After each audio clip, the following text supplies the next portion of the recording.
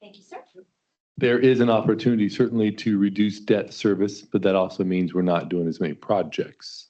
But we certainly try to keep the debt service within a certain number of mills dedicated to paying that and not putting more burden on the general fund for the debt service. But yeah, you can always not do as many projects so you're not bonding or not taking out that mortgage for debt service.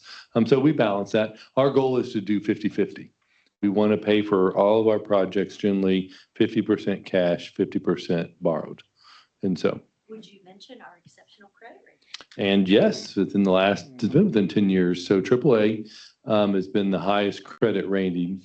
And so that means we get the most favorable interest rates and so that is based upon strong fiscal management of the past and to today, but that means we do have healthy reserves, we have strong policies, and we have a good balance between cash and debt. So it helps us get the best interest rates possible whenever we do go out and borrow money. Did you have a follow-up? Yeah, just to follow up to that. So something like the sales tax referendum that could have dollars contribute. Would it make sense for something like that to reduce annual costs of debt servicing instead of something else? So not necessarily reducing overall debt, but using something like that. Yeah, absolutely. That's what we're going to do. Is the sales tax would allow us to pay as we go. So we would have used money on hand from the sales tax to pay for the new fire station, or fire station, yes, coming up, police station, whatever. So yeah, it would have helped us not take out as much money, because that would have saved us $25 million in interest costs if we'd pay as we go.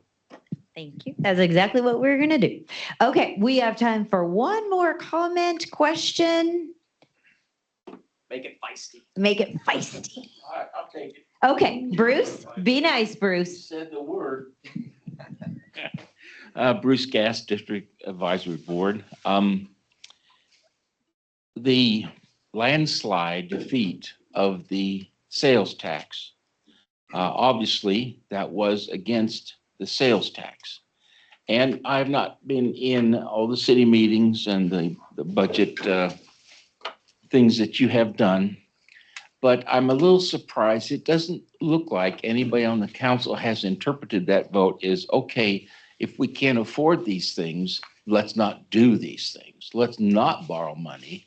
Let's just do the best we can. And I wondered if there's any discussion about that. If I understand what you're saying, so for example, all of the capital equipment that was proposed to be funded by the sales tax was already in the capital improvement program. And those are police and fire stations based on need, that there's too much of a response time in the areas where those stations are going to be built, especially for fire or for police. So, I have never, in the time that I've been on council, heard anyone say we need less police or fire, right? As the manager mentioned, the Performing Arts Center was in the sales tax, correct? There's no plan right now to move forward with that. So there's no plan of the city to spend any money on it right now. We're still hoping for a private partnership. So is that kind of answer your question? I had forgotten what the big five were. Yeah, okay. In the vote, and I noticed it's.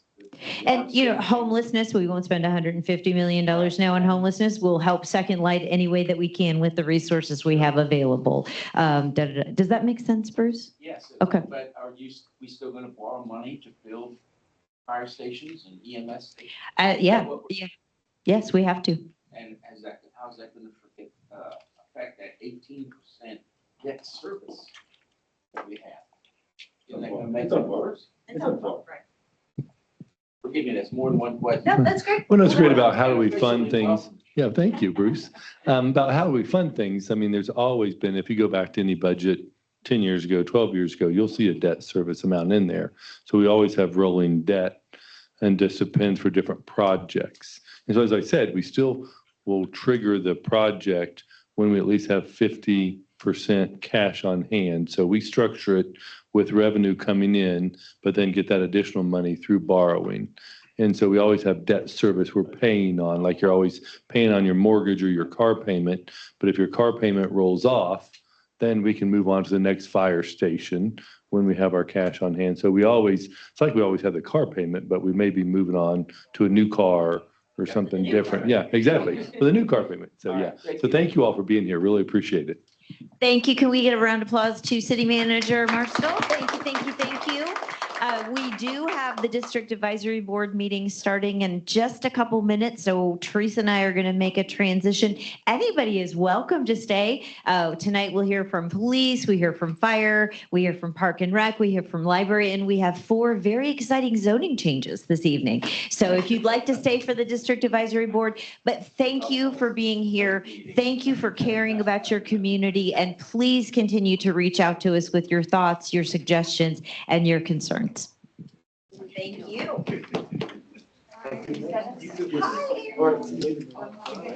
So you were Steph is on her way. Hi, Christina. Freakish summer. I want the sun to come out. And last week it was cold.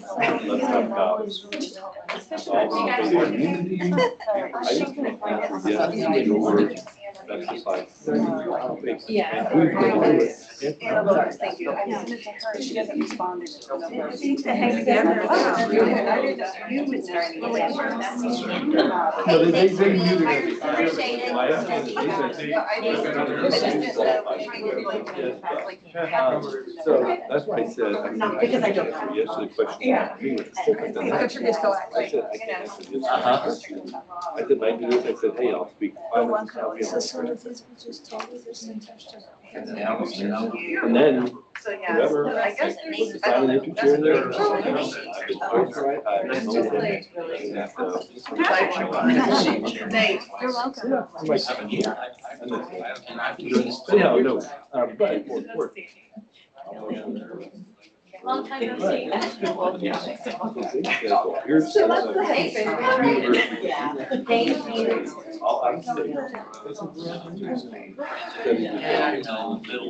Teresa, you ready to? I'm just going. Did you have anything? It's Chris. I'm like, like, I'm talking to you, I'm meeting you, I'm face-to-face. We want I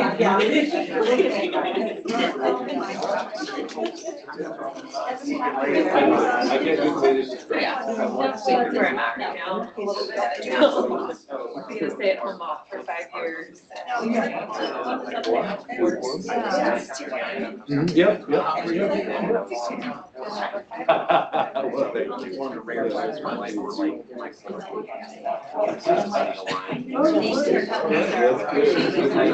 I love great ball. And so, that's the only thing I call Kansas kind, everyone's been kind and great.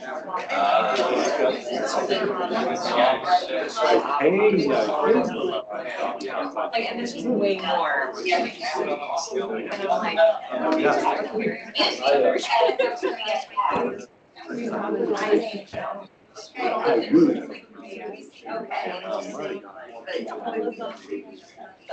I lost one.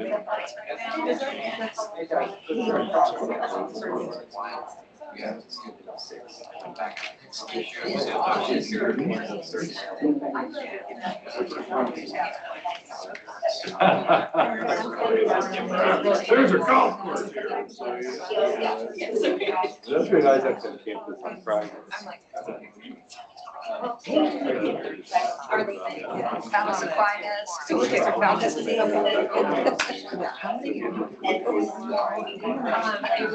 breakfast. I don't know if I had lunch, but I was just curious. I know he could have volunteered. We didn't. But we're gonna go. I happened to.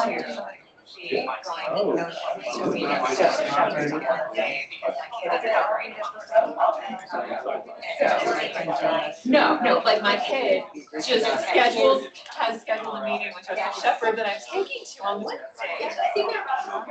So, and just, yeah, I really do.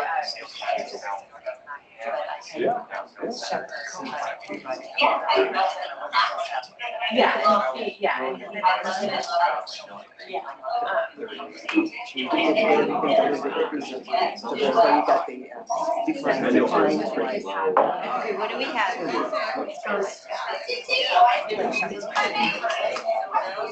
Ready to talk. So, yes, like, okay, I'd like something to move. Are you saying you're heading out? Head out, maybe I gotta jump.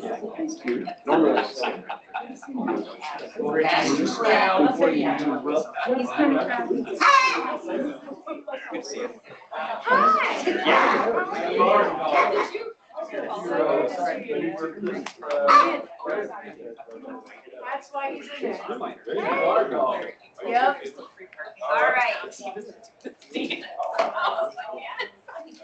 You need to look it up. It's so A little bit. I found my Teresa, it's based on one. All right, we are gonna go ahead and get started. We're rolling just a few minutes late, and I'm sorry about that, but we will try and be as efficient as we can this evening. I thank you again, Dennis, appreciate it. I am Becky Tuttle, and it is my privilege and honor to serve on Wichita City Council, representing District 2.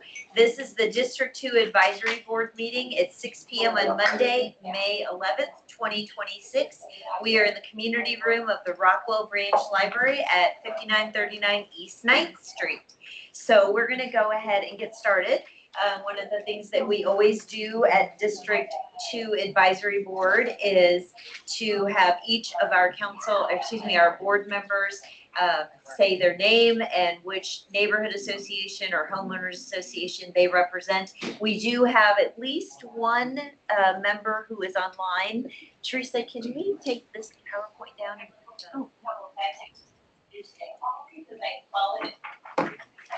And somebody, great job. Is that somebody online, Teresa? Who is it muted? From the library. Oh, that's, I had to mute that. I'm sorry. Is that Faith?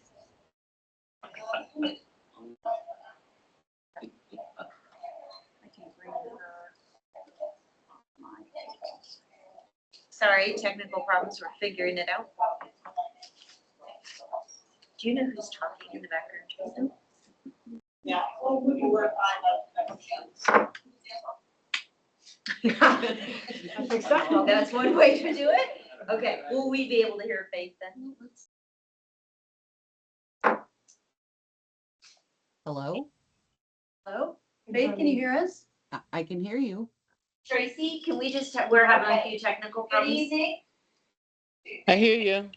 Okay, we're gonna go ahead and get started then. So we're gonna have each board member, please. Very informal setting. I'll let you know a little bit about what we're going to do.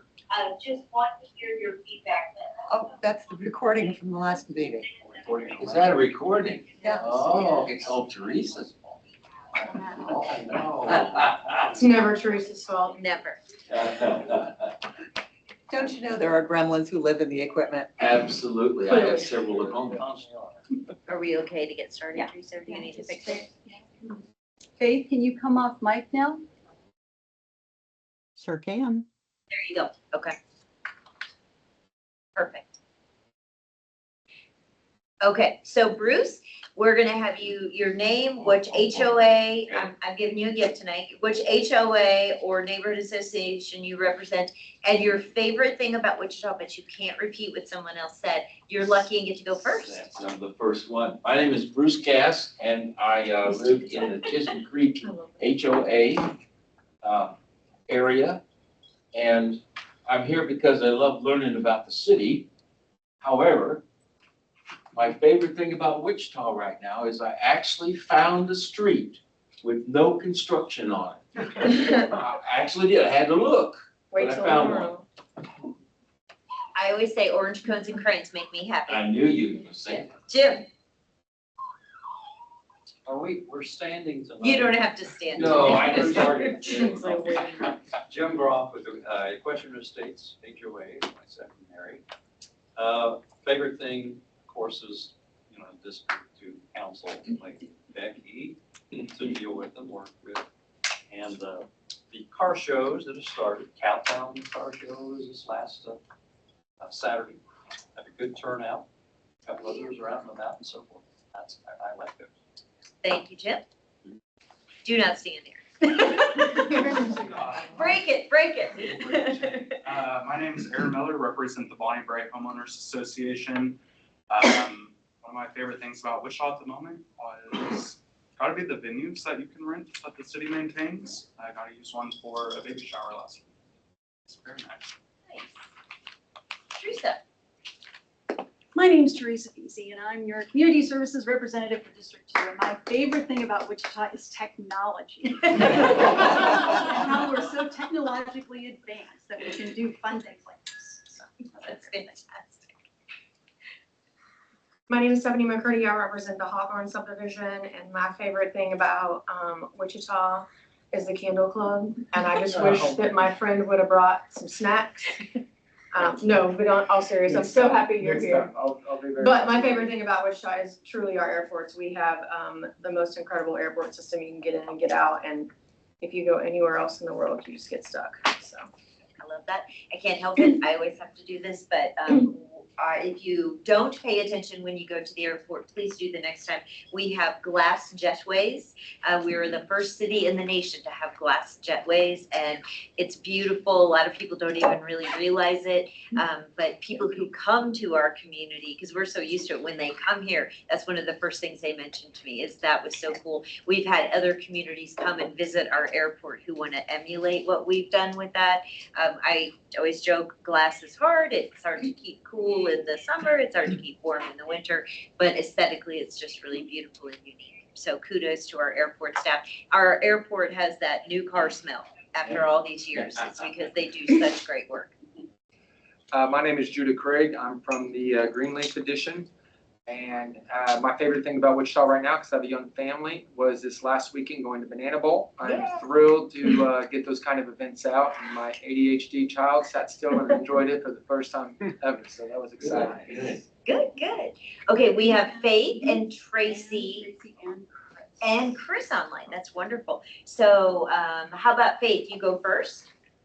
Hello, my name's Faith Martin. I represent the Eastridge Neighborhood Association, and my favorite thing right now is this gorgeous weather while we have it. So don't forget to get out and plant while you still can, because it'll obviously be 100 degrees or pouring down rain in a couple of weeks. So Thank you, Faith. Thanks for joining us. How about Tracy?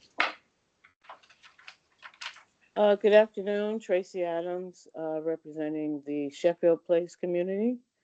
And my favorite thing is probably, of all of the outdoor options we have, is Botanica or the new Exploration Place Playscape that's going on. So all of it is really beautiful and easy to get to, and are very family oriented. Wonderful. Thank you for mentioning that. Chris. Hello, Chris Broderick, Northbrook neighborhood near 37th and Woodlawn. And I was going to mention the Playscape, so I'll go back to the default Great Plains Nature Center and the paths out there, and then the bike trail. So just a lot of outdoor stuff to do. Fantastic. Thank you. Thank you all for being here. And just for the record, we do have quorum. So next on the agenda is the approval of tonight's agenda for May 11th, 2026. Teresa did a great job putting it together as always. If there are no corrections, I would entertain a motion to approve this evening's agenda. Bruce, thank you. Jim will second. All those in favor say aye. Aye. Anyone opposed? Aye. All right. Hearing none. Next is the approval of the minutes from the April 13th, 2026 District 2 Advisory Board meeting. Again, Teresa just does a great job of capturing everyone's thoughts and comments. Hopefully everybody's had a chance to thoroughly enjoy the minutes. Does anybody have any corrections? I need to abstain. Okay. Seeing no corrections, I would entertain a motion to approve the minutes from the April 13th meeting. Motion to approve from Aaron. I'll second. Judah will second. Any discussion? All those in favor say aye. Aye. Anyone opposed? Does anyone need to abstain besides Stephanie because you weren't here? think everybody else was here. Okay, awesome. I need to abstain. Thank you, thank you, thank you. Next on the agenda, is there any, we have, I'm sorry, Jamil. You want to join us to talk about Leadership Wichita? Sure. Do you want to come to the microphone so everyone can hear? Why not? Why not? So I'm very loud. I always tell people, this is where you use your outside voice. I do have an outside voice. Hello, everyone. Jamil Malone. I am a member of Councilmember Tuttle's district, and I am a member of the Leadership Wichita Board of Trustees. Leadership Wichita is a leadership program put on through the Wichita Chamber, and our nomination period starts today. So you are the first ones to hear that our nominations are open. It is a 10-day leadership program that, slides, but I'm going to go ahead and read off these. That's immersive and really allows people to understand how the city works, all the different parts of the city. Oh, beautiful. Damn, great. It's an immersive program that aims to motivate individuals to take up influential roles within their city. It showcases how city government works. It showcases how nonprofits work. We get an opportunity to ride along with our first responders. You learn about USD 259, lots of different aspects within our city and city leadership. It's not a traditional leadership development program. You're not going to sit in a room and learn how to be a better leader. It's not that type of program. It's a type of program to learn how to be a better leader in our community and to build a better community here in Wichita. It's not clicking. It's okay.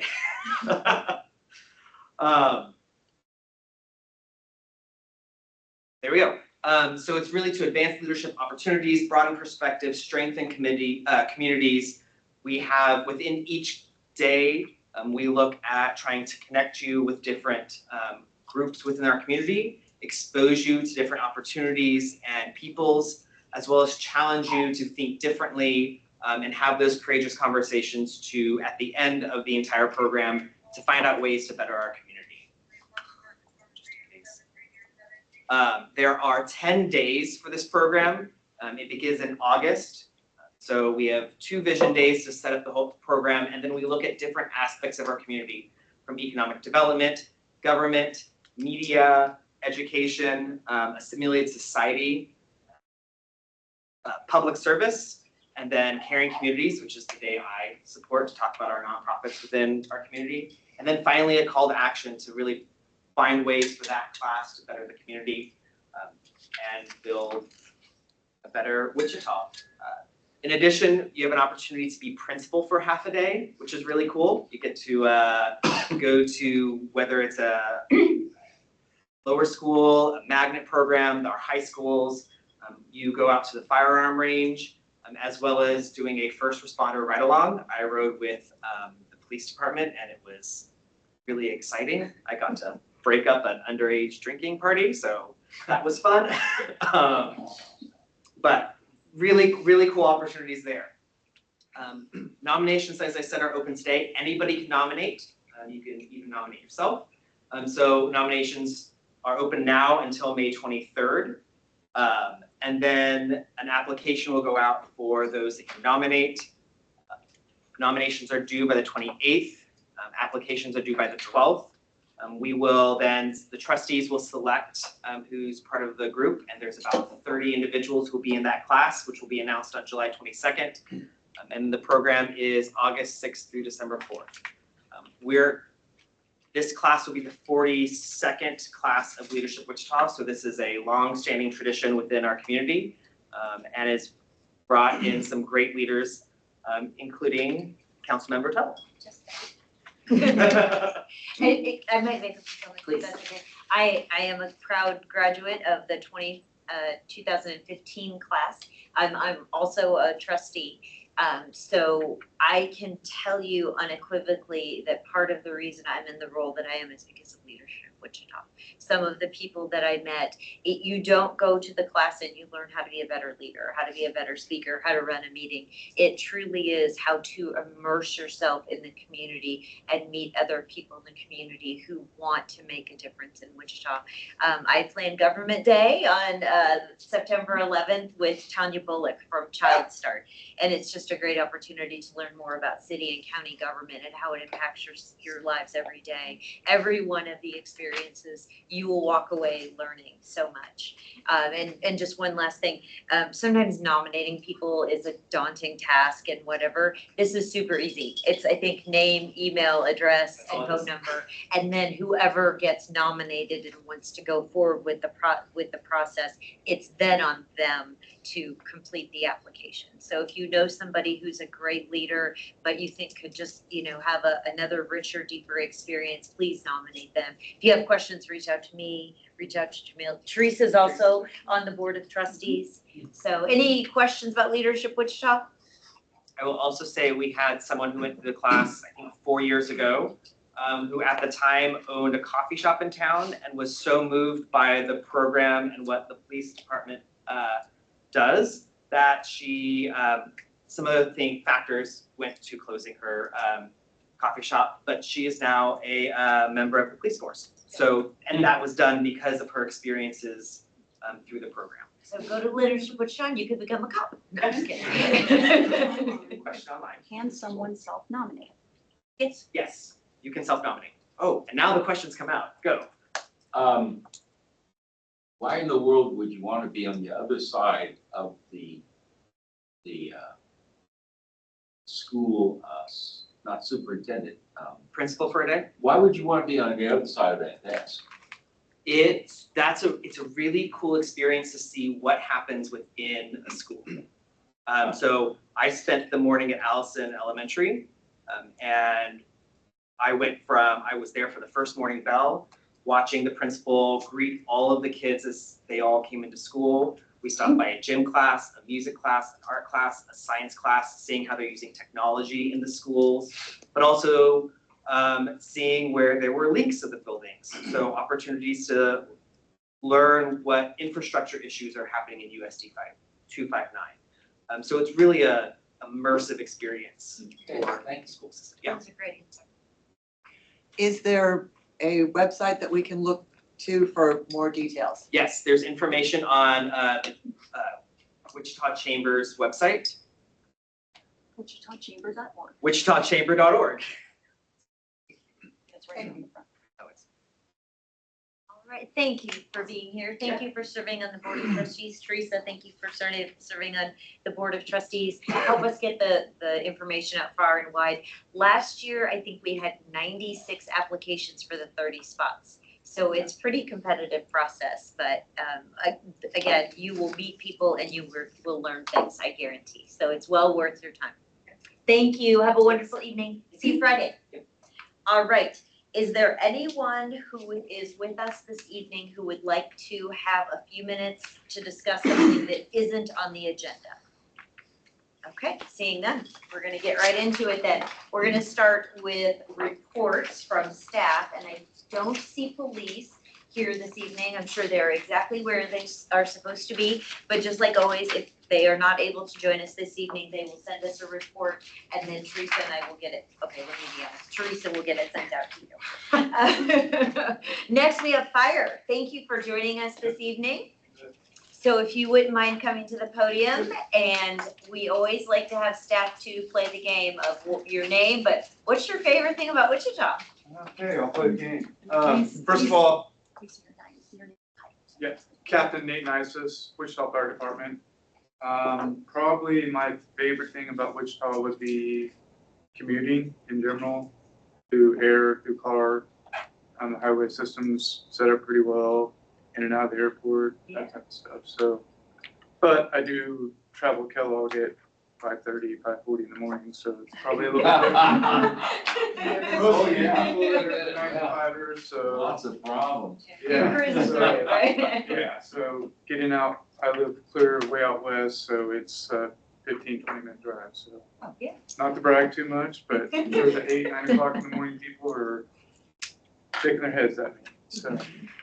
So I've got a few things on the report. I guess I'll start off first of all with the message from the department is the National Fire Protection Association has kind of got their monthly, just what they want to put out for us to kind of distribute out to people in the community. That last year, nearly 1,000 homes were accidentally started by the homeowners' pets. It's kind of one of those funny, but when you think about it, I think at a certain point in my career, I remember now that there was some indoor ring cameras, and the investigators were trying to figure out what happened, and they got their hands on the cameras and found that a cat or dog or whatever knocked over a candle and started the kitchen on fire. So that is kind of the message that they wanted to spread out. Basically, like if you have gas ranges, take your knobs off, and this goes for children too. We have a gas range in my house, and every once in a while at night, if I cooked on it for dinner, I'll kind of think to myself, did I shut that off? Because sometimes I turn it to warm, and you'll never know. So, I'm sitting there in bed, my mind's spinning, and I go wake up, go turn the dials off. So just being proactive, kind of realizing like if you have candles sitting around and you have pets, cats, dogs that like to jump up on things, that you're kind of mindful of where you're placing those items in your house. Consider battery-operated flameless candles. This is something I'm going to recommend my daughter. I actually got a text from my younger daughter that my older daughter went off to school and left the candle burning in the room this morning, which is like a big no-no in our house. So it happens with humans too. So if in the event that you do have a house fire and your pets are inside, we're really good at finding pets. Let us do it. Don't go back into your houses trying to find pets. Just tell one of us when we show up, and we will gladly do the best we can to go in and locate that pet.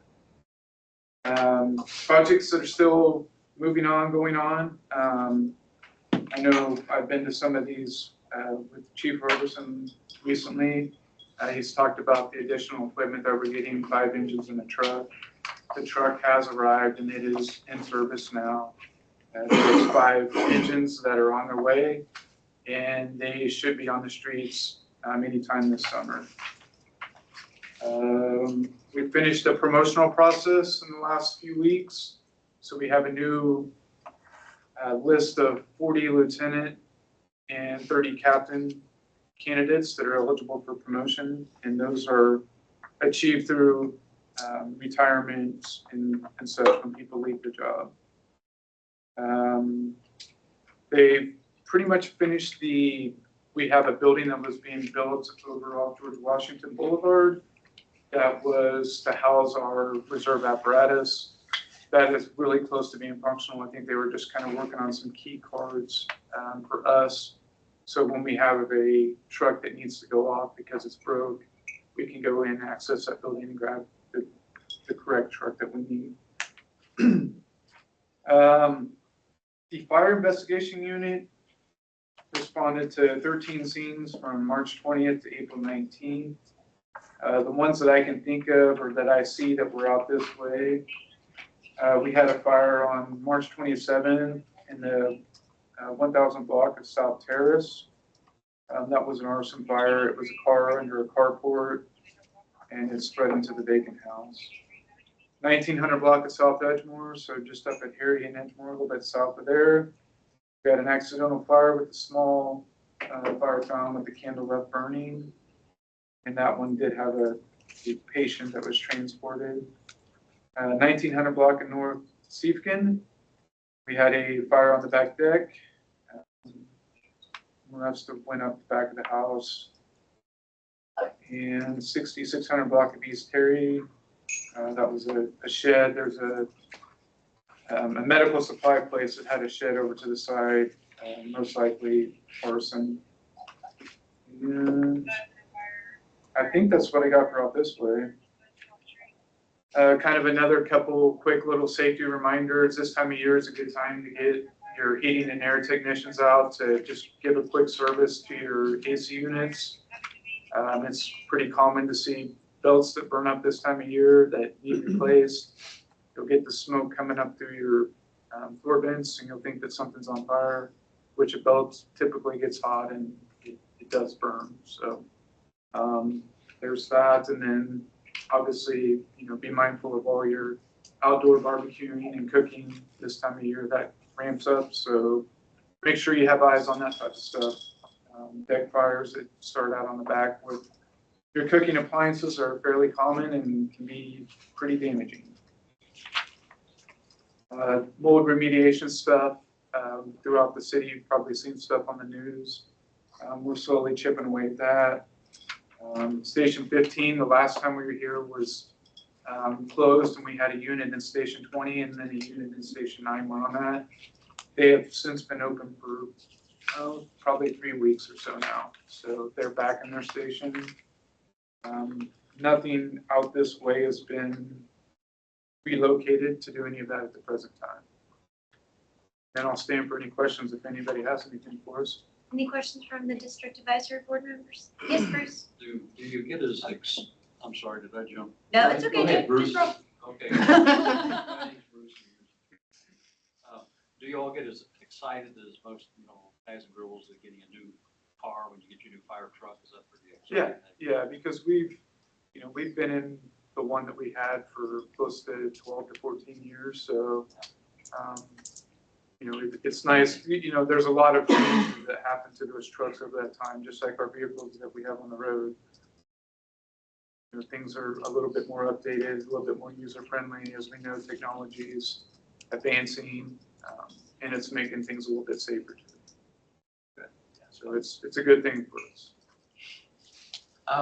Can you and do you send trucks out to areas that are slow response times during the peak times for fires?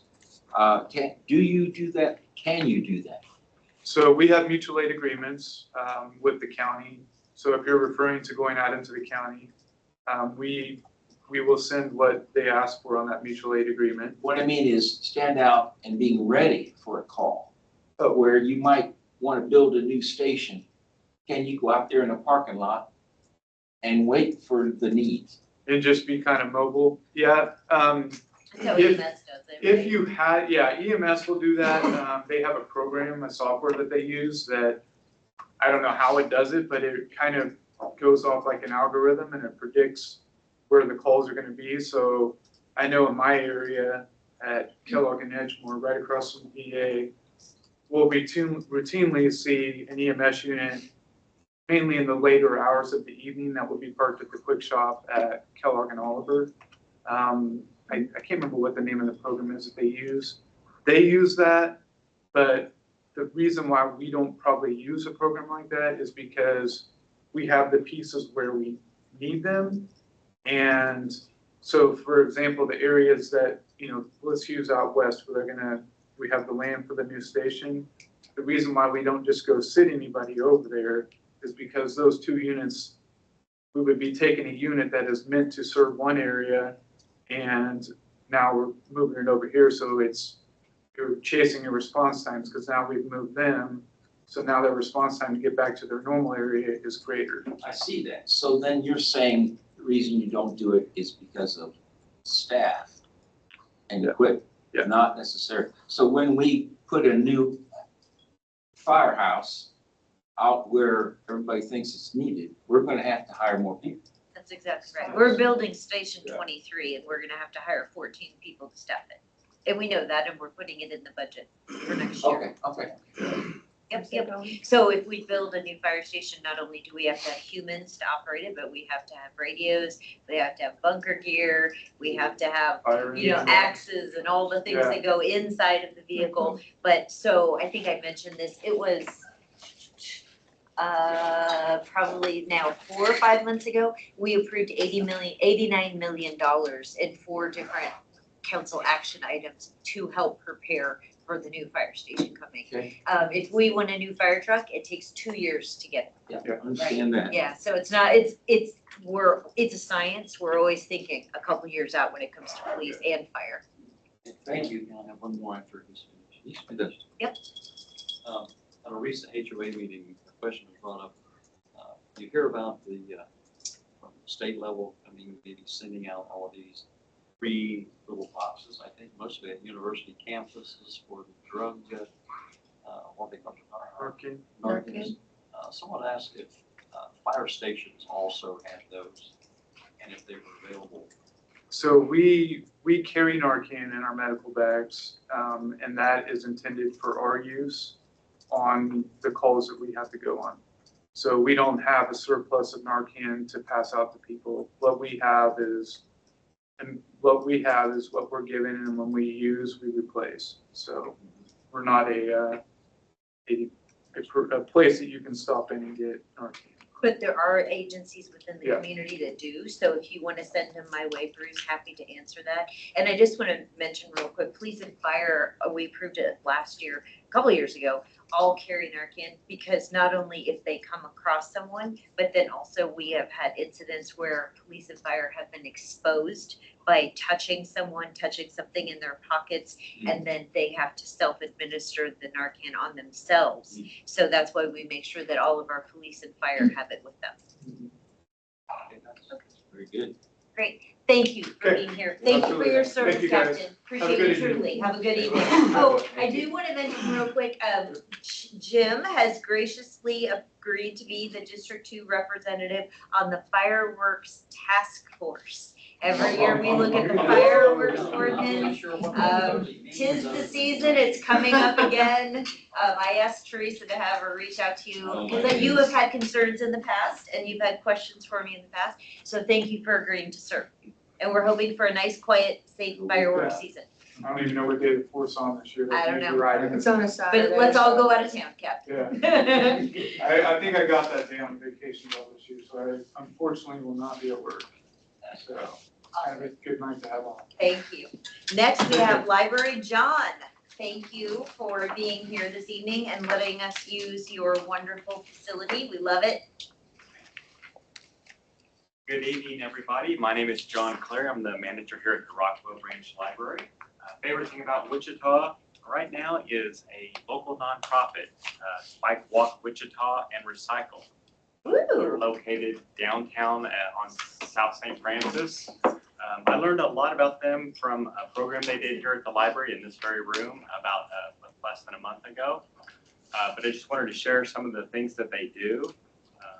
They not only work with a lot of local nonprofits in providing bikes and transportation to them.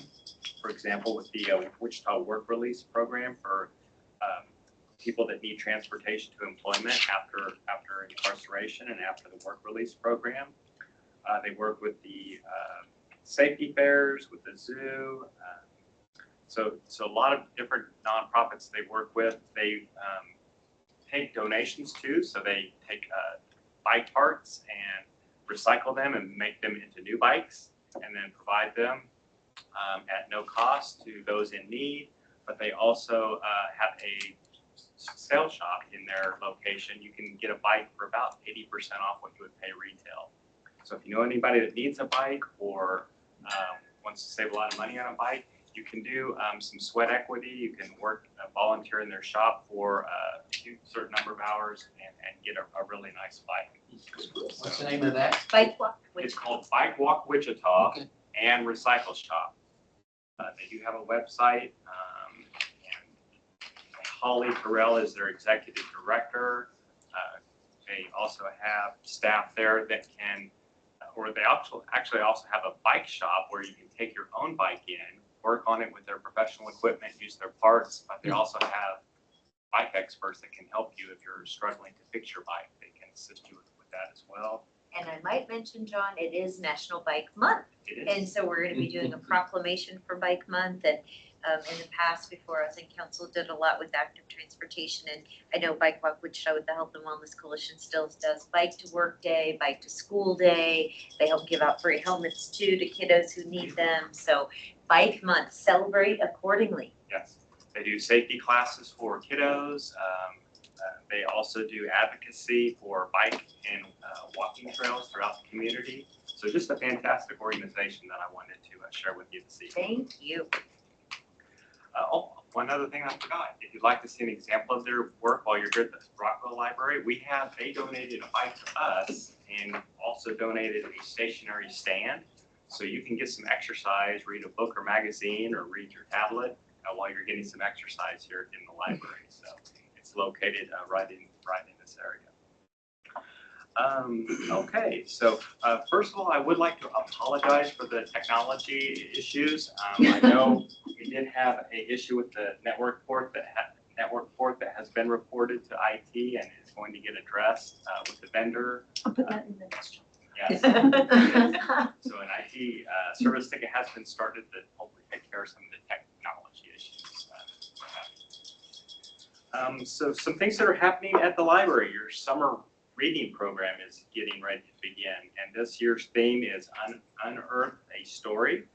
So here at the Wichita Public Library, we have pre-readers, kids, teens, can set personalized reading goals and track their progress to keep up a love of reading and earn free prizes along the way.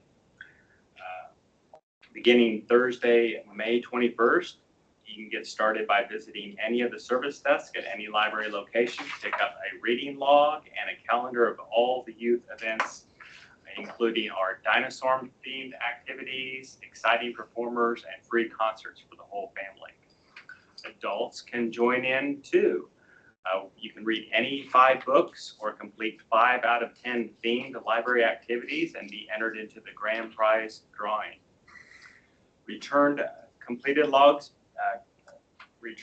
You can return your completed logs beginning Thursday, June 25th until Thursday, July 30th. And to learn more about summer reading program here, you can visit wichitalibrary.org/summer reading. Also this summer, we're offering the Summer Literacy League. This is designed for 2nd and 3rd graders, so young readers are paired with dedicated adult reading mentors who will help them practice reading skills and complete the summer reading program. Register for weekly sessions are taking place through June and July to get more chances to win a grand prize drawing each week that the kiddo participates. The sessions will be 11 to 11:30 a.m. on Tuesdays here at Rockwell Branch Library, 3:30 to 4 p.m. on Tuesdays at Westlake Branch Library, 1:30 to 2 p.m. on Wednesdays at Walters Branch Library, 3:30 to 4 p.m. on Wednesdays at the Advanced Learning Library, and one evening session from 6 to 6:30 p.m. on Wednesdays at the Maya Angelou Northeast Branch Library. We are also offering a Civic Action Passport.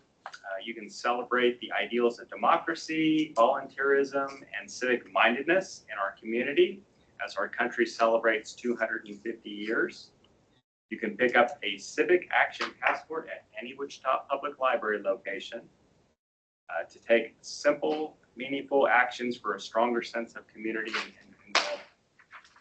Civic engagement opportunities are organized into 7 categories, and you can complete 1 activity per category by April of 2027, and then return your passport to the library to earn a free prize. So that's what's going on at the library currently. I'm ready to take any questions you might have. Wonderful, thank you. Any questions for John? John, it looks like you did so good. We don't have any questions this evening. Thank you and have a great evening. Thank you for all you do. Truly appreciate you. Next, Park and Recreation. John, how are you doing? I'm good. Good to see you in person. Yes, good to be here. Okay, so name, department, and My favorite thing about Wichita. favorite thing about Wichita. John Sidwell, Recreation Supervisor for the Park and Rec Department. I'm in charge of the Boston Rec Center. And I would say my favorite thing about Wichita is kind of more like a cluster, but I like all the interactive and educational options we have, like Aviation Museum, the World Treasures, Cowtown, Exploration Place. And then Also, I'm a big fan of mom and pop restaurants, so I like to go support local, those, and we have a good amount to pick from. So, and I'm a lover of food, so Amen. If you take the time to make it, I'll take the time to eat it. That's my philosophy. Exactly. I don't care how old or hole in the wall it is. Like it's usually the better sometimes. So. Just get you the parking lot, right? Yep, that's right. All right, well, I'm going to jumpstart us with aquatics. Right now, with splash pads, Edgemore, Evergreen, Linwood, Boston, Buffalo, and Riverside. They have been filled and treated and are filtering for testing to get ready for the upcoming season. And Ailey Pool is currently being filled. It's probably most likely completed at this point. All the pools have been power washed, paint touched up by the painting contractor as part of our warranty work on the paint, and it should be completed this week. Flooring at Orchard and Harvest Pool was part of our CIP project, and so that has significantly enhanced the facility. We offered 60 lifeguarding positions so far, and we have more interviews ongoing. Still looking for about 12 to 20, so if you know anyone that is interested in finding a part-time seasonal job, have them get on the city webpage under job opportunities and fill out an application. Let's see here. Orientation was held for staff that was already part of the onboard process that got onboarded on April 28th. We've also met with Public Works on improvements for Riverside splash pads, and also completed repairs to the foam at Ailey Pool. And then athletics, spring sports has begun. We have our adult softball, adult sand volleyball, and kickball, men's basketball, of course our Loving Miracle League kickball, NFL flag football, and t-ball all started. This spring we have 120 teams participating in our youth sports and 102 teams participating in the adult. And then with the Miracle League, the kickball, we've gone up 20 participants than we did the previous year. So that brought us up to a total of 60 on that. And then as far as rentals in April, we saw an increase from March. We have a variety of rentals utilizing different field space through the city, and they can now access to rent online. This helps provide a seamless experience for people wanting to rent after business hours. Currently, we have USD 259 baseball games at Robert Thurman, campus high school JV and varsity softball games at South Lakes, youth and adult rugby games at South Lakes, Wichita Youth Lacrosse practice at South Lakes, and a volleyball camp at Southview.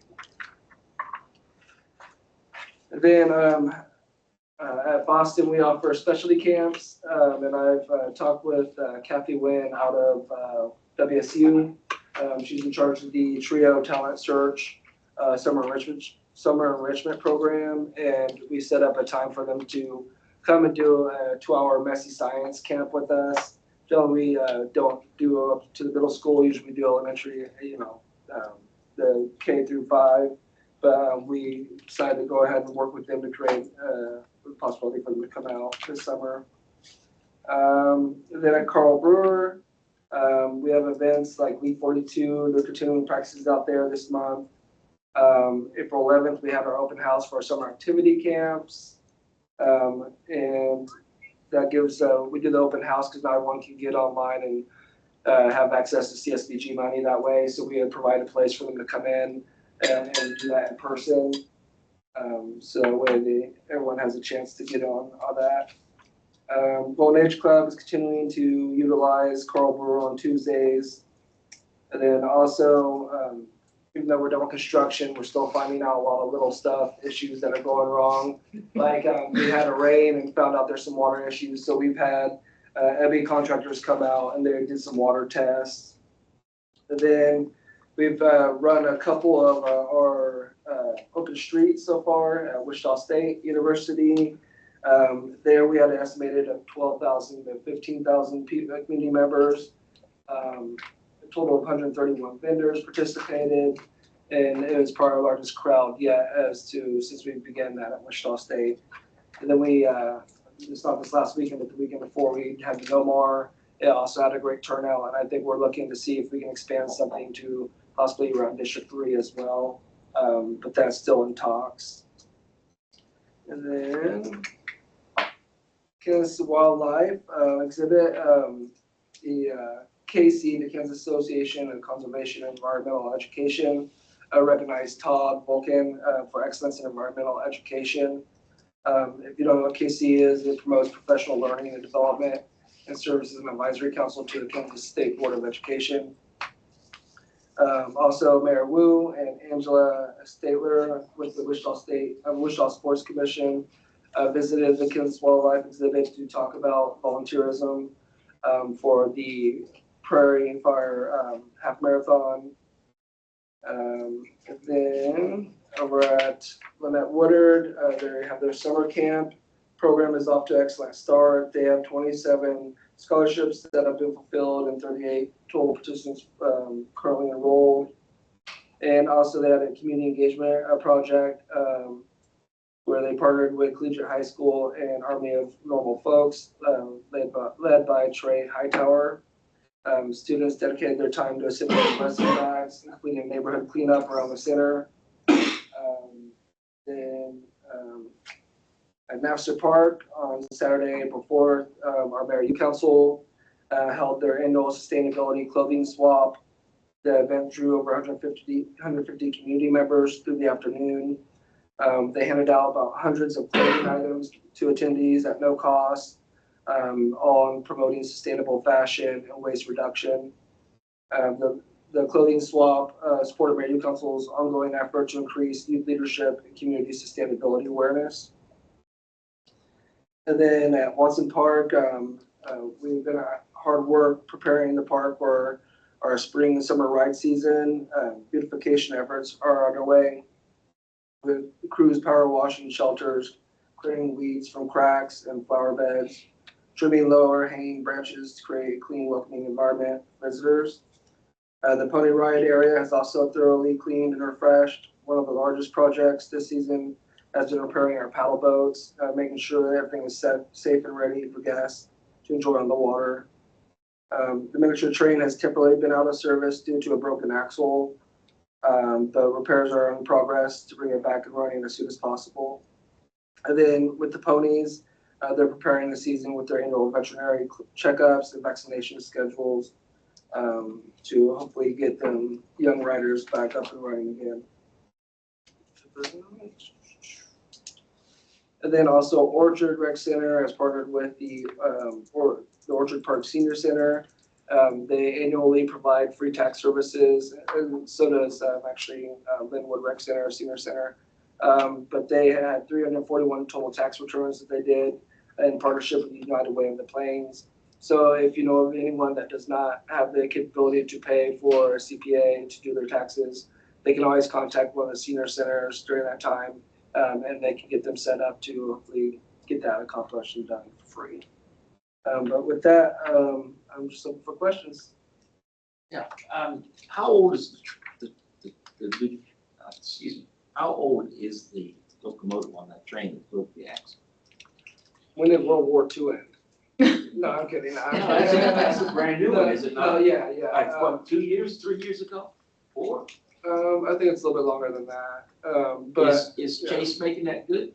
Is Chase? The people that build it, are they making it good on that axle? They paying for the repair? I'm not certain who's funding the repair, but yeah, Chase is usually, I know, at least does a lot of the paint work on it. They do all like the aesthetic parts of it. Yeah. I'm just curious, because that was what, $250,000? It was pretty high, so I think, I hope they're making that good.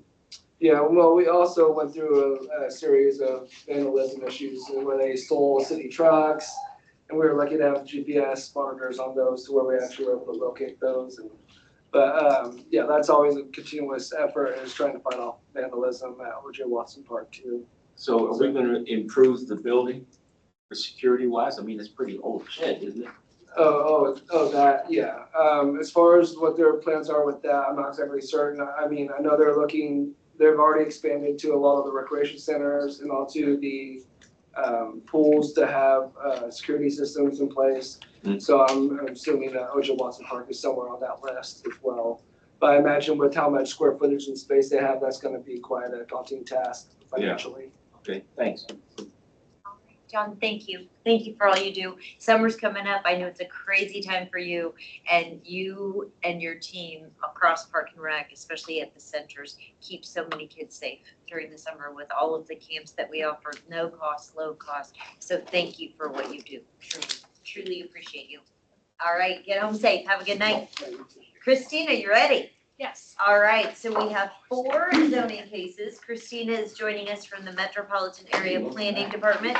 I'll let her introduce herself and her favorite thing about Wichita, but just for anyone here, we do all have the golden factors in front of us. Erin loves it when I say this every time. Our role on the District Advisory Board is not to decide if it should be a McDonald's or a Burger King. It's not to decide if it should be red or blue. Our number 1 mission, Erin, is to determine Appropriate use for the land. is it an appropriate use for the land? That's all we're here to decide.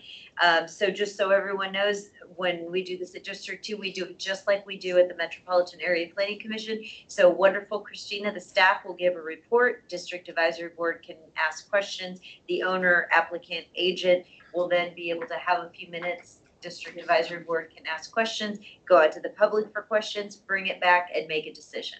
Okay? So Christina, with that, it's new business item number 7, PUD 2026-00009. Yes, thank you so much, Becky. I Thank you. appreciate it. I'm Christina Reed, I'm with planning staff. And my favorite thing about Wichita, this sounds really weird, but I like to get a hot Cheetos burrito at this Mexican place on South Broadway. It's really good. What time are they closed this evening? They're 24 hours. Oh, let's go. That sounds wonderful. Feels good.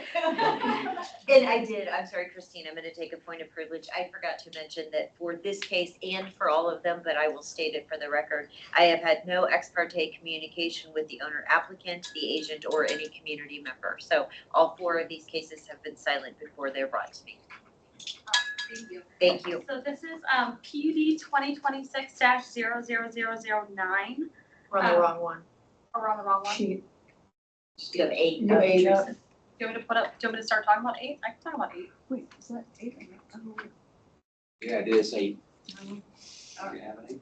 Yeah, it's the last one. Don't feel bad, Teresa, I got mine out of order over here. We kind of put them in Last order. one. Done. We kind of put them in this order for, so we can.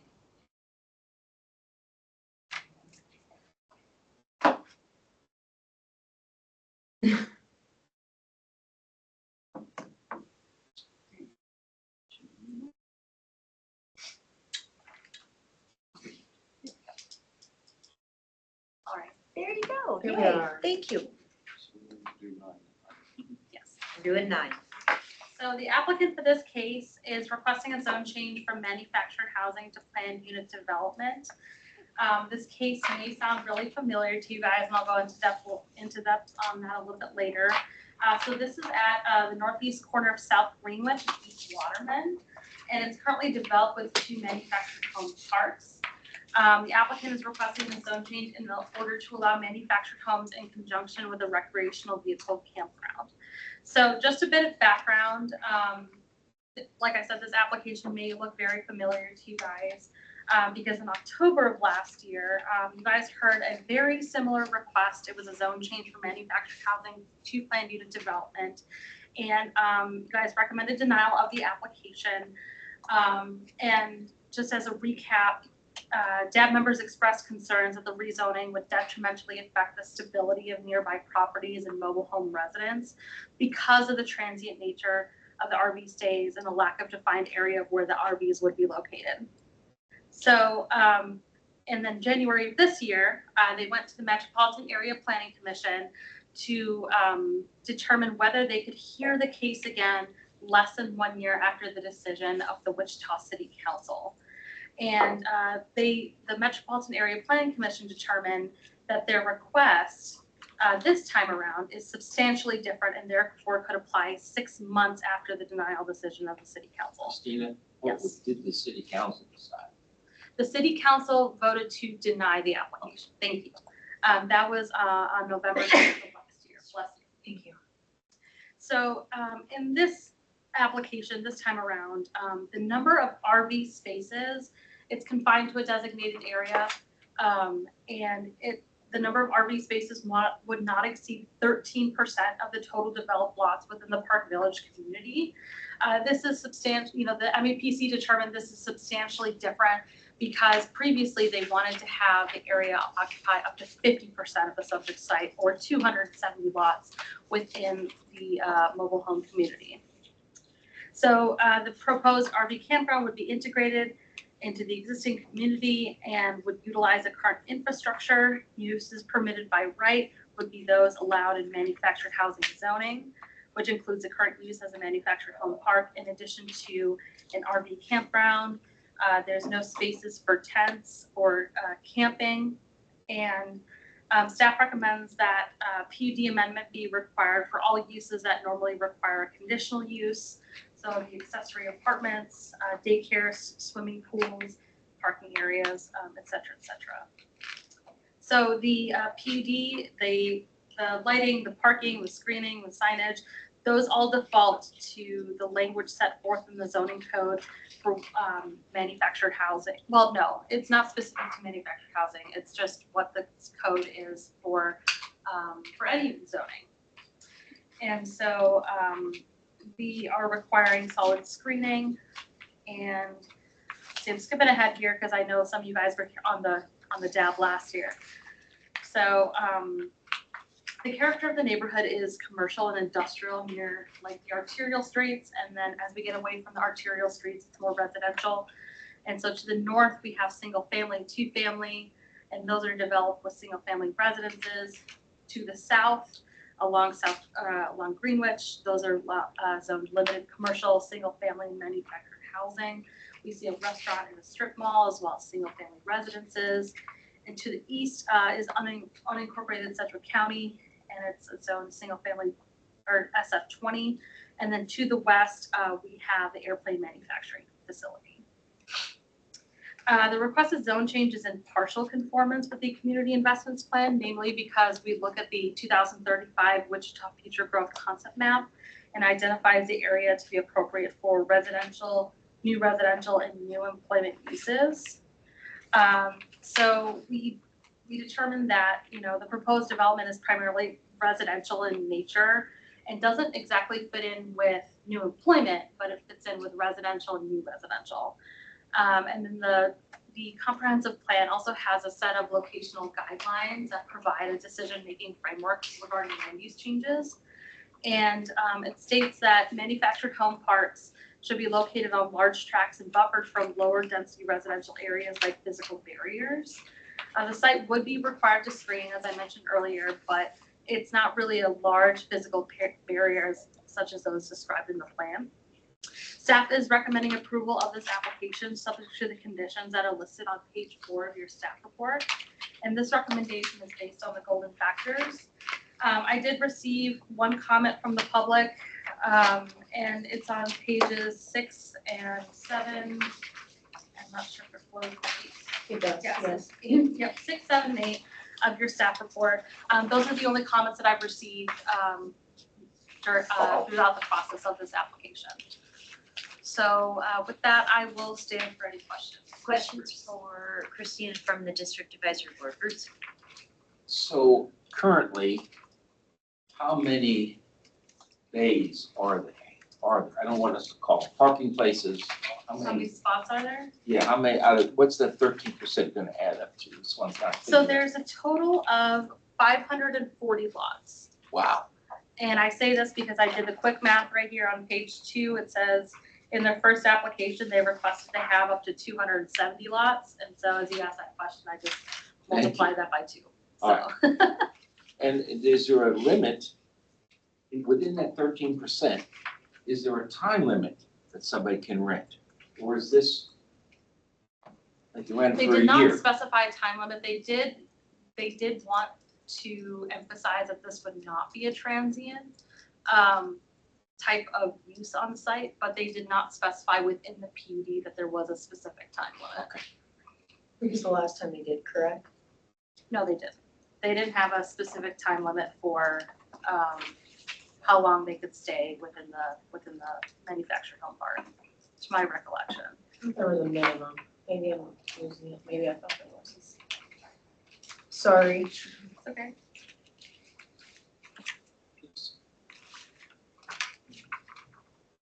Do you have a question? Yes. Oh, I'm so sorry. I skipped right over it. So this one is requiring a minimum stay of 3 consecutive months per occupant or recreation. Okay, here we are. Minimum. But not max. Teresa, just, Faith has a question. Okay, yeah. Faith? Hi.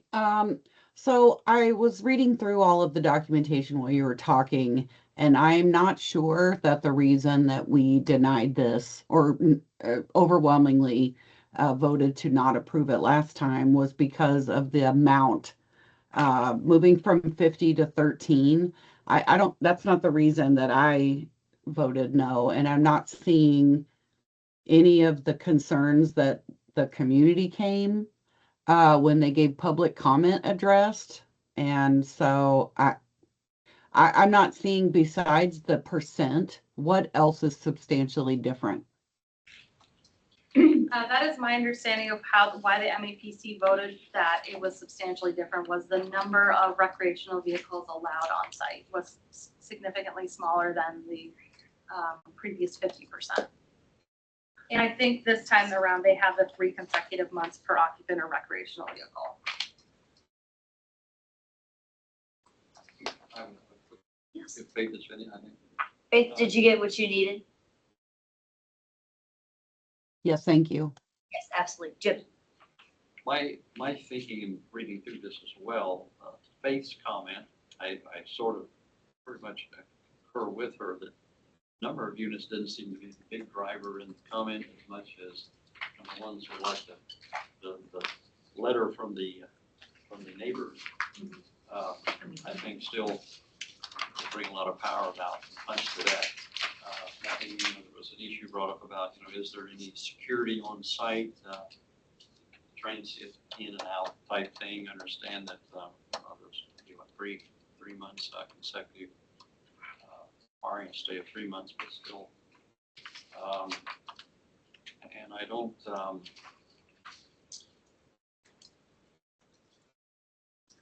And the condition, there's also was, as I recall back from at that time, the condition of the park itself was going to be hopefully dealt with. I mean, it's frankly still is a lot of growth, weeds, boarded up trailers.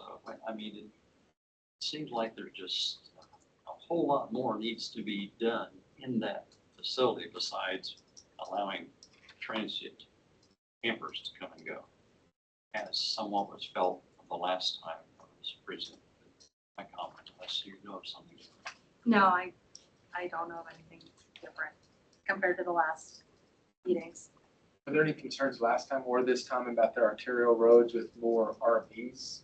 Because that's one question I had, because I drove it just the other day to see. There are, I think the major crossroads were just fine, but it seemed like some of the other entry points. Was that a concern? I haven't received any comments about the traffic along South Greenwich. But I do recall that at the Planning Commission last year, there was some concern about the traffic along Douglas.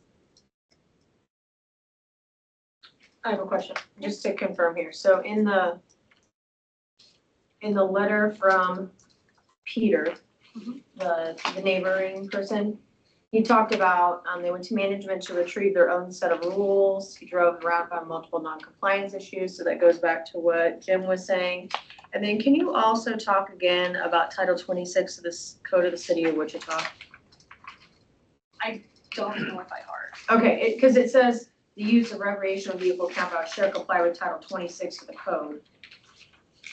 I do know, I'm sorry, all I do know is that it pertains to recreational vehicles, but I don't know the exact licenses and applicable permits required.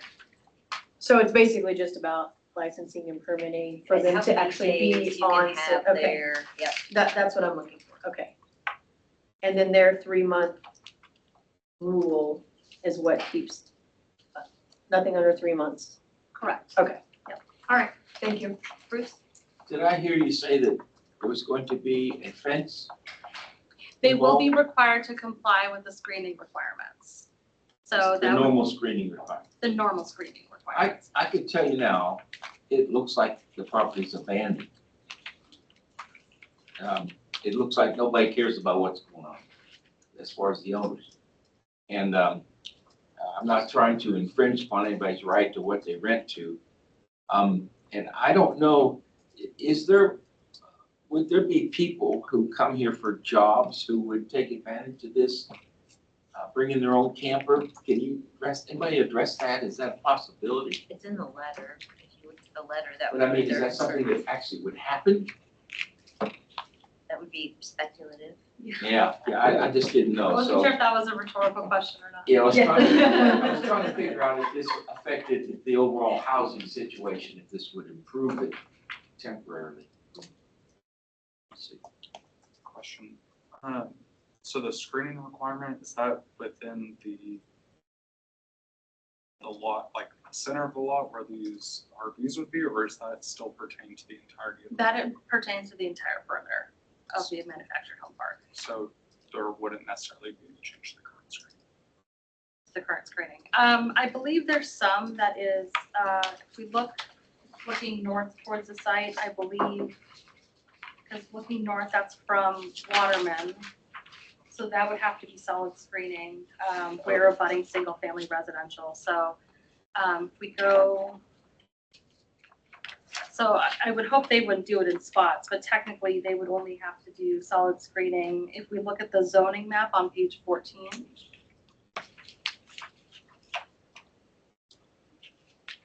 So where you see the site and then you see everything in white, that would be required to have solid screening.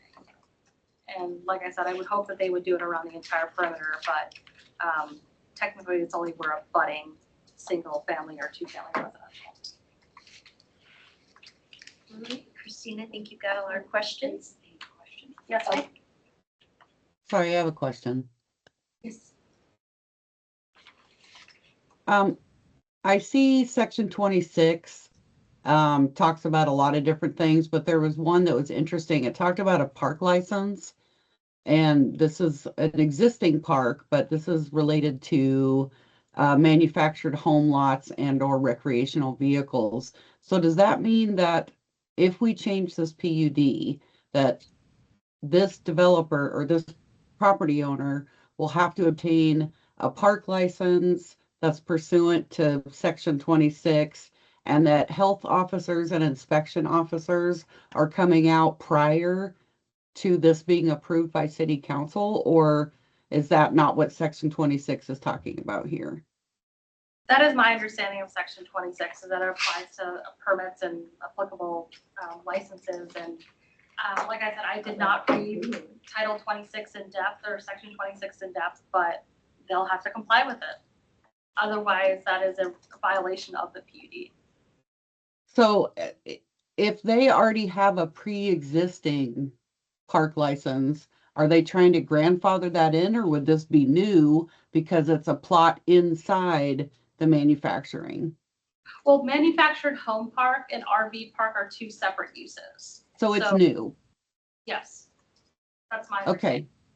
So if they have to be renewed annually by an inspection and a health officer, and we read the letter, I don't know that this is a good use if they're not following the licensing requirements that they already have, much less giving them new requirements.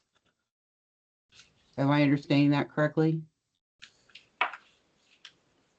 I'm sorry, could you repeat that, please? Yes. So they already have an existing park license for the manufactured home, the entire plot, but they want to create a separate RV one in the center, which would require a new license. Based on the letter that we've read, if they're not currently complying with their previous park license, if we approve this PUD, that would just be 2 park licenses that they would be required to submit and to be renewed and be inspected, correct?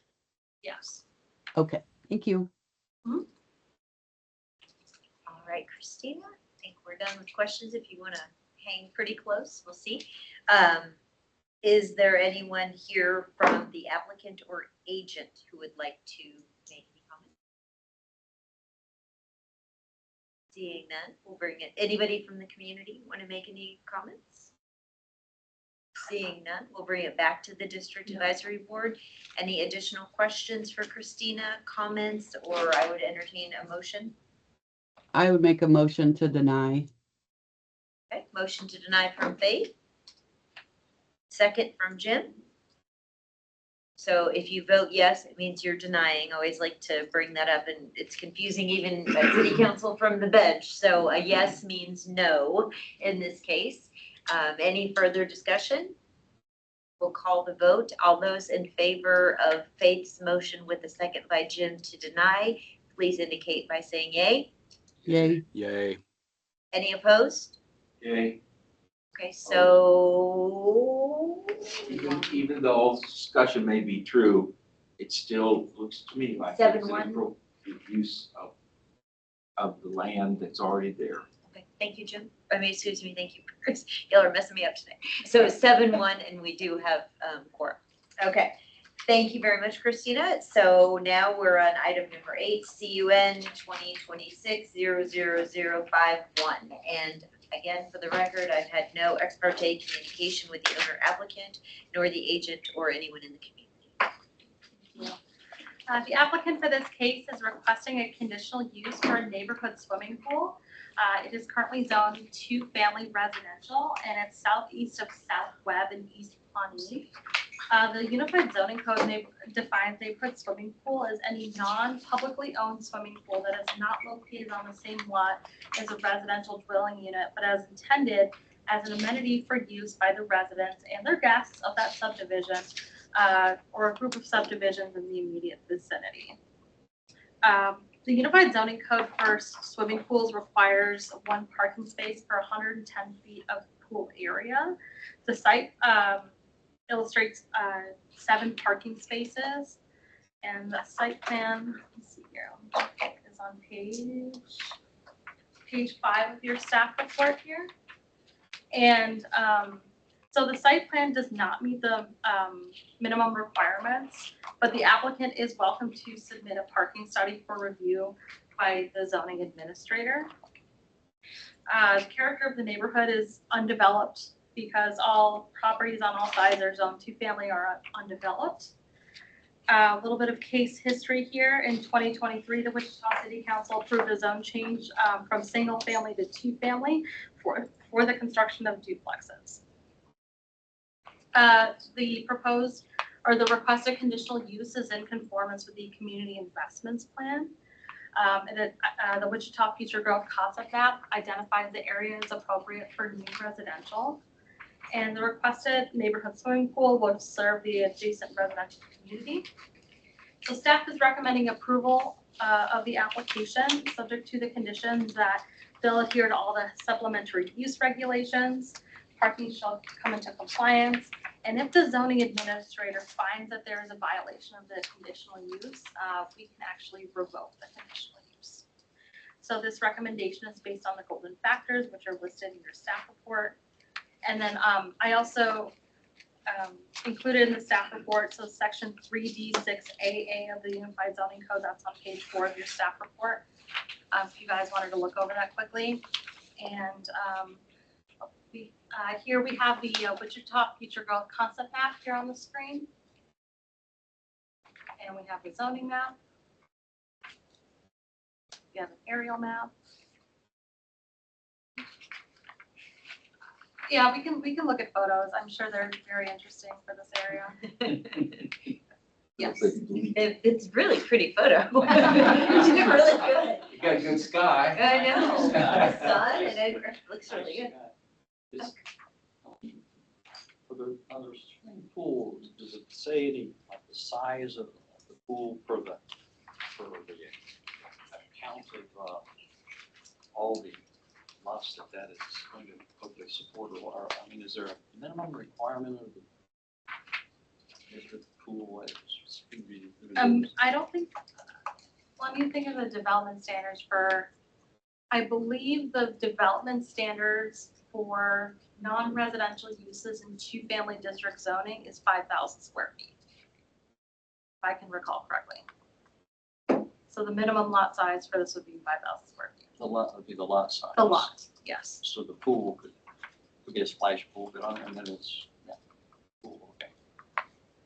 And right now, is it kind of like the picture showed, there's no, I understood you say no development is taking place at the moment out there, or no buildings on the site? My understanding is that this will become a duplex development. Going to, okay, it's into Yeah. the future. When I drove by there, it seemed like in the entry point, there was some development already going, but on the back end, where they're talking about for the pool, I didn't see any immediate. I could answer those questions if you'd like me to come forward, Becky. We'll see if we have any more questions, then I'm gonna call you up. Any more questions? Question on the parking. This is first pool case that I've been here for. Is it normal? Like 15 parking spots seems like a lot for a neighborhood pool. Is it normal that we're seeing cases come through that are asking for fewer than the requirement? I've done a couple swimming pool cases on the west side, and I do recall one where they did not have enough parking. And the developer or the agent for the developer explained that, you know, they have like bike racks and it's intended to serve the community. So people are, you know, they're trying to walk to the pool as opposed to park, but the pool is open for guests as well. So something to take into consideration, guests of the subdivision. Yeah, I'm just a point of privilege. You know, I have to stay neutral, but I have a pool in the community that I live in. And we do have some folks who have mobility issues. So even though the pool, you and I can probably walk there, they have to drive. Or if their friends or family are joining them, they park there at the pool instead of their house and walking there. So that's the justification for the parking. For clarification, we're voting on whether or not the usage of the pool is okay, not necessarily the parking. They're submitting a plan for review, whether the parking is. So the pool cannot be built if they don't have the parking figured out. Is it a requirement, or because in here it says they're open to it, or is that just one? Yes, it is a condition of approval, Okay. or a recommended condition of approval for the neighborhood swimming pool. Thank you, Christina. If the applicant agent would like to join us, anything you want to say specifically about the questions that came up, and then we'll see if we have any other questions for you. And name and address for the record, and your favorite thing about Wichita. Eric Glover with Garver, 1995 Midfield Road, agent for the applicant. My favorite thing about Wichita is the people. I am a person who regularly goes to Quick Trip, and I love that someone could be wearing a suit or work boots and they will always hold the door for you. I was recently in Missouri and made a coffee run to the Quick Trip there, and no less than 3 times had a door close in my face. And so it really made me appreciate getting back to Wichita where people hold the door for each other. It's wonderful. This subdivision is currently under construction. We actually designed it so the construction would happen in 2 phases. So the south, say, third of the subdivision currently has homes under construction. The north 2/3, they're finishing the roads. But we did that so the builders could get a jump start on construction. If you've driven by there, these things are coming out of the ground like weeds. And I'm sure that's going to happen to the north 2/3 of it. The developer did put sidewalks through the subdivision. If the very south end of that map, there's some shorter spaces between the lots. Scroll up just a touch. Those are sidewalks that go between blocks. On the right side, the area between the lots and the magenta line is a detention pond, and there's sidewalks all the way around the pond. So this is a very interconnected subdivision. On the site plan, there are parking spots shown, but there's actually additional lots on the street north of that aren't shown. So maybe that's where some of the confusion for lack of parking spaces. There's actually additional spaces on up the reserve from the pool itself. The developers are building the pool and it will be owned and maintained by the HOA.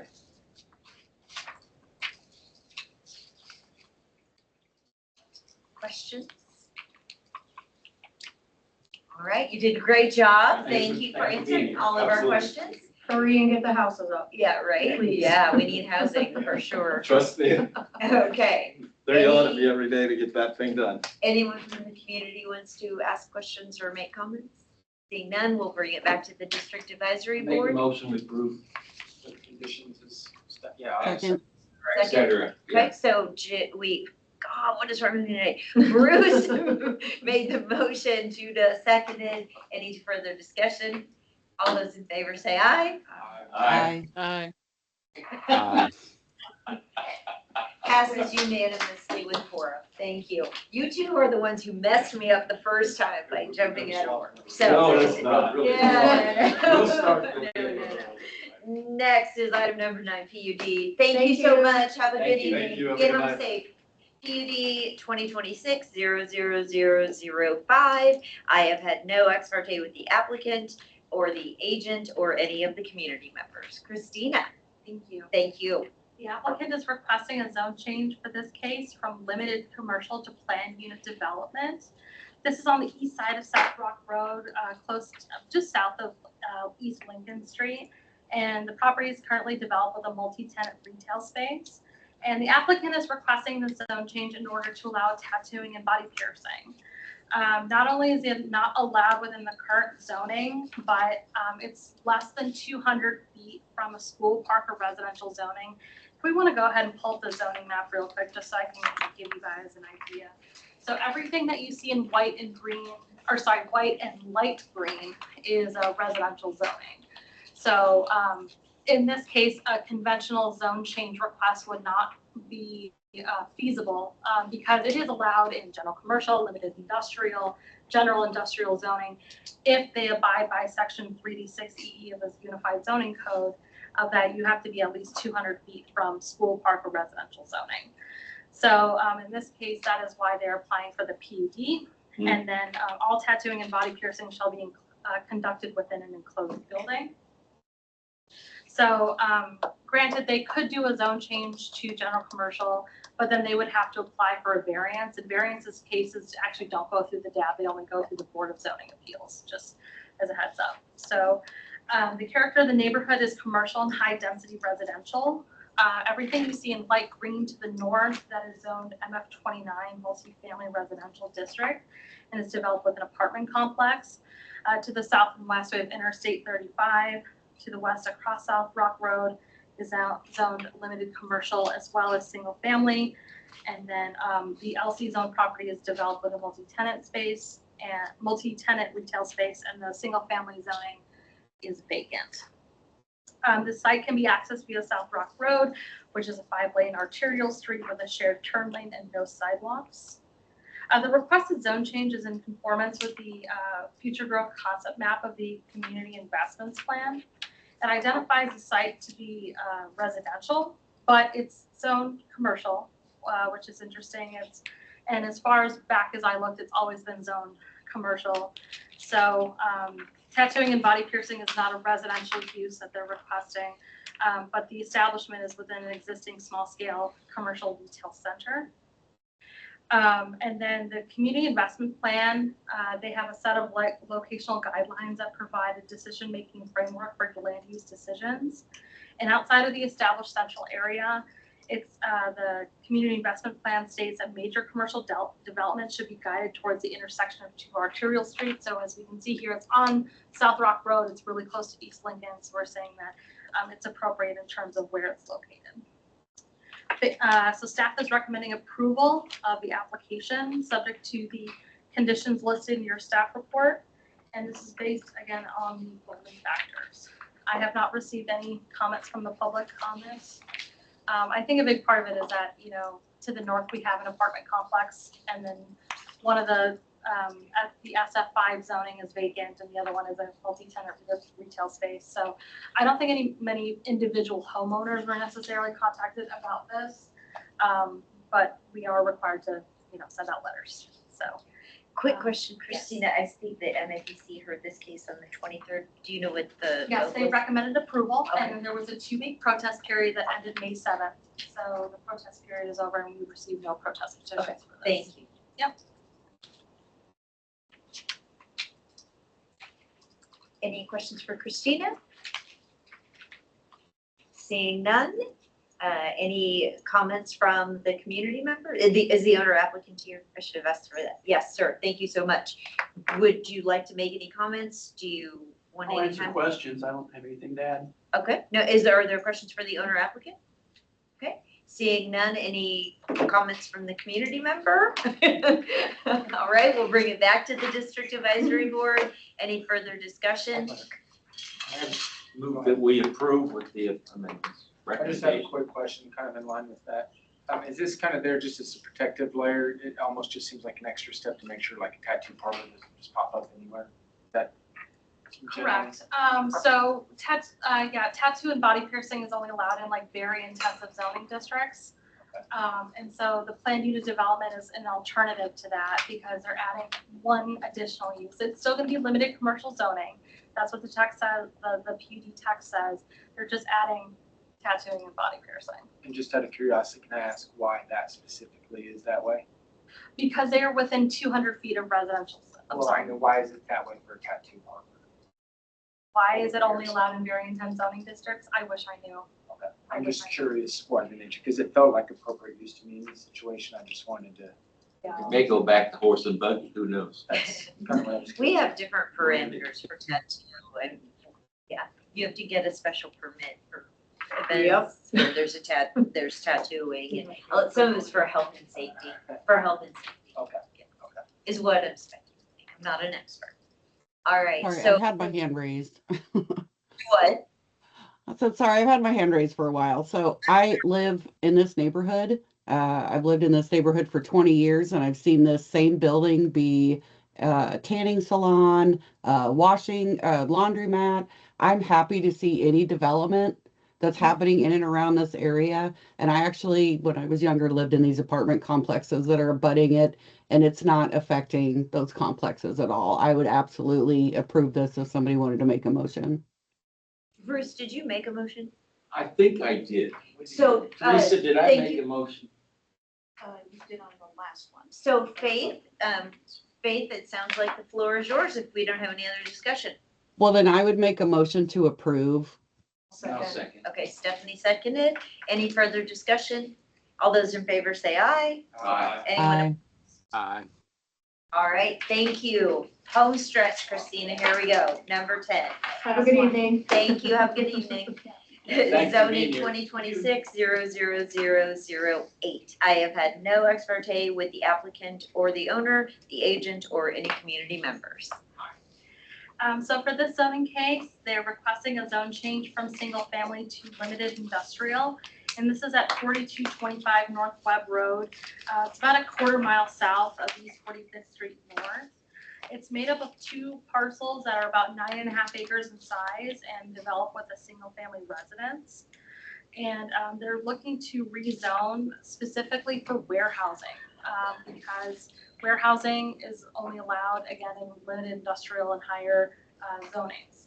So even though they're not required to, they did submit a site plan for this application.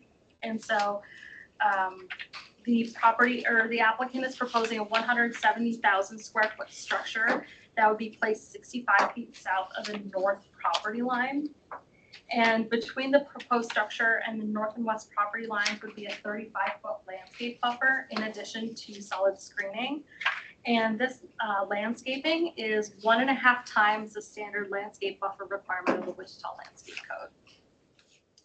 So if approved, the development standards would change as reflected in the table that's on page 2 of your staff report. And to go in depth on that, so they already have the 65-foot setback that they are implementing on their own cognizance. But normally within limited industrial zoning, there's compatibility standards essentially to prevent really tall buildings from being too close to really to shorter buildings or to single family residences. So normally it's, the compatibility setback is 15 feet plus 1 foot for each 5 feet of walk width over 50 feet. And then there's compatibility height standards. However, this is located within an airport hazard zone. It's right by Jabara. Is it Jabara or Jabara? Jabara. It's kind of like Greenwich, Greenwich. It depends on. Kansas City. Yeah. South Kansas, Arkansas, yeah. Yeah. No, that one's already set. Yeah. So this is in close proximity to Jabara Airport. And so within the airport hazard zone, the height is limited to 25 feet. They do have the option of going up to the 35-foot compatibility height standard if they have a determination of no hazard from the FAA as well as a local air hazard zone permit. And the FAA, not us. We've had, like, for example, TAFCO, when we had to approve it back when I was on the DAB, we did our part here. So just in case this becomes a question, and then anything they wanted to do above 25 feet, we said good luck with the FAA. So, yeah. There's noise compatibility standards, which are in section 4C6 of the Unified Zoning Code. And then section 4C7B of the Unified Zoning Code requires a dumpster not to be within 20 feet of the north and west property lines, and that's because it's abutting single-family zoning there. I talked a little bit about screening and landscaping earlier. Lighting, all outdoor lighting sources have to have cutoff luminaries to minimize light trespassing glare. And it can't be visible from the neighboring lots, which is important because, again, it abuts single-family zoning. And then parking would be per section 4A4 of the Unified Zoning Code. So with the zone change, if approved, there would also be a change in signage requirements. So for ground and pole signs, you have the sign regulations on page 3. And then for building, portable balloon and LED signs, those are also on page 4 of the of your staff report. We are recommending against off-site billboard signs. And then the character of the area is it's really a mixture of residential, institutional, commercial, and industrial uses. Because to the north and west, we have single-family zoning and single-family dwellings. Well, one of them is developed as a church. And then to the east and the south are already zoned a limited industrial. The property to the south is actually owned by the applicant. And then to the east and southeast, you have the north end of Jabara Airport and then WC Tech. So staff is recommending a protective overlay, which if you're not familiar, it restricts the types of uses and development standards on site if the zone change requests were to be approved. And so this would be with the 65-foot setback, the landscape buffer to be 1.5 times the standard. The exception being the existing barrier created by the drainage ponds and the existing vegetation. And then, let's see, the entirety of the proposed protective overlay is on pages 5 and 6 of your staff report. So the requested zoning change is in conformance with the community investments plan. The future growth concept map identifies the area to be appropriate for new employment uses. So that includes manufacturing, warehousing, distribution, construction, research, and the proposed zone change is requesting this for warehousing. So that would be an appropriate use within the new employment category. And then the locational guidelines that I mentioned in the last report, it states that major commercial and employment centers should be located at intersections of arterial streets and along highways and commercial corridors. The proposed zone change with the PO conforms to this guideline because North Webb Road is an arterial street and it has good access to a major highway. I believe that's K256 up there, if I'm not mistaken. 54. Yes. 96, 54. Yes, exactly. Industrial uses should be located in areas with good access to highways, rail lines, and airports. And then low density residential uses should be buffered from commercial and industrial areas by open space, water bodies, changes in topography, or other major barriers such as arterial streets and highways. So with this protective overlay, we are essentially recommending a buffer and no outdoor storage between the low-density residential to the north and west. Staff is recommending approval of the zone change request subject to the protective overlay. And this is based on the golden factors, which are on page 6 of your staff report. And staff has only received one comment asking for more information about the application. I looked through the folder because my colleague wrote this report looking for written comments, and I did not receive any written comments. So, yes. I'm curious, I don't see any runoff pond. This is a fairly big area. I'm just wondering why there isn't. It's probably because, so what I'm assuming here is, so single family zoning doesn't require a plat, which means it doesn't require a drainage plan, which means it doesn't necessarily require a reserve, because single family, you only put one house on there and you're done. So if they are to, if the zone change request is approved, they will be required to plat prior to the issuance of any commercial building permit. We don't require plating because it costs quite a bit of money. And so we changed it years ago where we don't require there to be plating until after it's approved I or not. understand. So That's that way good the then. applicant Right. doesn't have to have the Okay, expense. okay, thank you. Yep. My next question is, when you use the word warehouse, does that exclude using for self-storage? So self-storage is a permitted use within limited industrial zoning. But warehousing, my understanding is more for the distribution and the storage of, not necessarily self-storage, but the storage of materials for distribution. Right. So that'd be different than having a setup for garage rentals and stuff like that. That would not be included in warehouse. Yeah. Well, also, in reference to garage condos, residential use is not allowed within limited industrial zoning. So, Thank you. So am I understanding this correct in that essentially this zone is, it's specific to facility 2, not necessarily both facilities? Because if you look at the square outlined, it's a little bit more to the north. If you compare it to the site plan, it shows facility 1 going all the way to 40th Street, which is below the teal box. So we're only voting on facility 2. I wish I had looked at that before you asked me that question. I do apologize.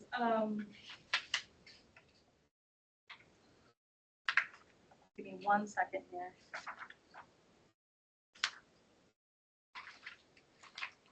So my assumption is that the site plan is only for facility 2, and I believe that's also mentioned in the staff report here.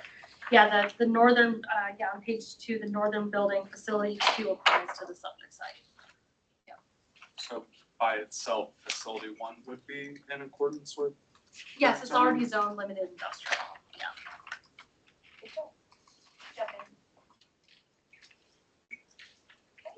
I stand corrected. On page 8, I do see in the upper right-hand corner of that picture, it does say retention enhancements. So anyway, that's all. All right, any other questions for Christina? Extra communication. I said that, yep. Did I? One minute, I didn't write it down. I Get it on the last one, because we were so fast. sorry. So I have had no ex parte communication with the applicant, owner, agent, or community members. I'm sorry, my bad. 3 out of 4 isn't bad. Okay, seeing no other questions, and Tracy, Faith, Chris, don't see any hands raised. Okay, no more questions from District Advisory Board. Comment, question, okay. Bring it back to the District Advisory Board.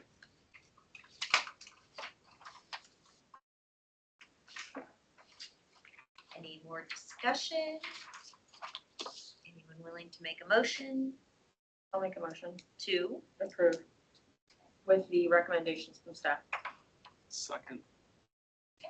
Any discussion? All those in favor say aye. Aye. Opposed? All right, motion passes unanimously 8-0 with the quorum. Thank you, Christina. Great job. Thanks for hanging in there with us. Thank you. All right, so last but not least, we have adjournment, but I did want to make just a real quick comment. We had an opening still left on District Advisory Board, and then, and I'm doing an interview on Thursday. But then in the meantime, John Baker has resigned from the District Advisory Board. He had some work commitments and different things, and he's been here for quite a bit and served well, and wants to give someone else an opportunity. So, if you know someone who might be interested, if you've heard someone discuss, I'd prefer not to have anyone like another person from Bonnie Bray or another person from Equestrian States, but just let your friends in District 2 know that we do have an opening on the District Advisory Board. Any other discussion for this evening? Do you have any other openings on any other board? Park Board, I still have an opening on Park Board. Yep. So seeing none, Teresa, as always, thank you. Thank you for figuring out all the technology woes. Thank you for joining online. Thank you for joining in person. The next meeting will be Monday, June 8th. Look forward to seeing you then. But as always, if you have comments, questions, suggestions, need anything in the meantime, reach out. With that, I would entertain a motion to approve. I mean, see, motion to adjourn. I was like, what? What? To adjourn. Was there a second? Second. Second from Aaron. Thank you. All those in favor say aye. Anyone opposed? Aye. Thank you, Christina. Get home safely. You worked tonight, girl. You did. I don't, you two over there, when you switch names, then it just threw me off the whole night. We'll not do that again. Yeah. Although my coworkers are a DAP 6, they have 8 cases tonight. I know. Oh, my goodness. I know, poor Councilmember Ballard. I was like, So I'll be security's home in worth bed something, right? before you're done. Well, development's happening. There have been days. It's a good thing. Good one, Aaron. Yes. Thank you. Thank you for coming for the town hall. Would that, leadership? Yeah, it'd be awesome. It'd be a great way for you to meet more people and you just, yeah. It, again, it's through the chamber. There's nothing about like, oh, this is how you become. Because I'll be gone at the next meeting, so I'm hoping to be able to get on.